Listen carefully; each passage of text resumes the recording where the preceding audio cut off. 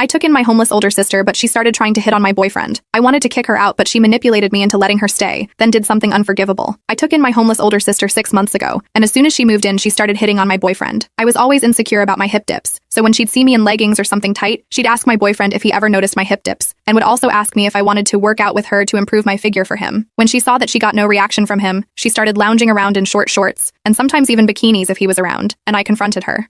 Right after she finished talking about how she blew this guy's mind one time, I told her to stop it. She played dumb, but I interrupted her, saying she knows what she's doing and it's making both my boyfriend and I uncomfortable. I don't want my home to be a warehouse, so she better cut it out. She once again said she doesn't know what I'm on about, and that if bikinis make me uncomfortable, then I must be insecure or something. Because why would she go for the boyfriend of her sister who helped her out when no one else would? I thought about it, and her point made sense to me. Why would she do that? I dropped the topic. A few days passed, and she is still wearing skimpy clothes around the house. One day when she knew my boyfriend Matt was working from home, she threw on a bikini as an outfit. We didn't own a pool. She lounged around the house all day, trying to show off her body. She would bend over in weird positions to get things out of the fridge. Then she started vacuuming and cleaning up the living room where Matt was working. She brushed past him a few times, claiming she was trying to clean, then apologizing with a wink. I knew all of this because Matt told me when I got home. That night, I saw her take off her bikini and throw on an oversized shirt to go to bed. I knew then that she wasn't wearing those clothes for comfort like she had claimed before. I didn't want to start an argument with her, so I left it alone. As the weeks progressed, Savannah got worse. She decided that she would start doing yoga, but only when she saw Matt was home. She would put on the most revealing tight romper and head to the living room. While Matt was watching TV, she would lay her mat next to the coffee table in his line of sight and begin doing downward dog away from him. When I got home, she would shower and come out of the bathroom to the laundry room in only a bathrobe, constantly claiming that she forgot to replace the toilet paper or something else that would normally be under the sink. She made sure to ask Matt for help reaching things while she was in the laundry room because she swore she was too short to reach the top shelf. One night, while me and Matt were having a movie night in the living room, Savannah walked in wearing an extravagant silk robe and asked what we were doing, and we told her just watching a movie before bed. Savannah insisted that she join and jumped on the couch right next to Matt. There was more sitting space where I was, and when I asked her if she would rather sit next to me, she refused, saying she was much more comfortable on that side of the couch. She was practically sitting in Matt's lap and told him to feel how soft her pajamas were, and when Matt tried to scoot over, she only got closer. He gave a nervous smile, and my blood was boiling. My sister was definitely fiending for Matt, and I planned to talk to her one-on-one about it the next day because I wanted to enjoy this night with Matt. The next day, I was rehearsing what I was going to say to her. I was driving home from work, and Matt called me. He told me that while I was at work, Savannah came out of the bathroom dripping wet and wearing a bikini, and asked him to stop working to look at her. She asked him if he could tell that the Pilates were paying off. I drove faster home. My entire body felt hot with rage. When me and Savannah were teenagers, she would always flirt or seem interested in my boyfriends even if she already had her own. She would often follow them on social media and text them asking to hang out without me. This made me uncomfortable, but it never really went past that, so I never counted it as cheating. I just saw it as weird behavior. One night, she said she was going out with a guy that she met on Instagram, and I asked her if it was the boyfriend that she brought home to mom and dad. She said it was a hotter guy that she was meeting up with and that they were going to the movies together. Later, I found out it was my crush at the time, and it was no hiding it. Everyone knew I was interested in him except for him. So when I confronted her about hanging out with my crush, she said she never knew I was interested in him, and that I could still go for him. She then told me that they already hooked up. My 15-year-old heart was shattered. She was 17 at the time, and my crush was in my grade. Now that we are older, it feels like the same patterns were reoccurring in this relationship. I knew I could trust Matt, but my sister, on the other hand, I could not. I arrived home and stormed through the door. I called for Savannah, and she came to the living room with that same innocent look she always had. I demanded an explanation, but she acted like she didn't know what I was talking about.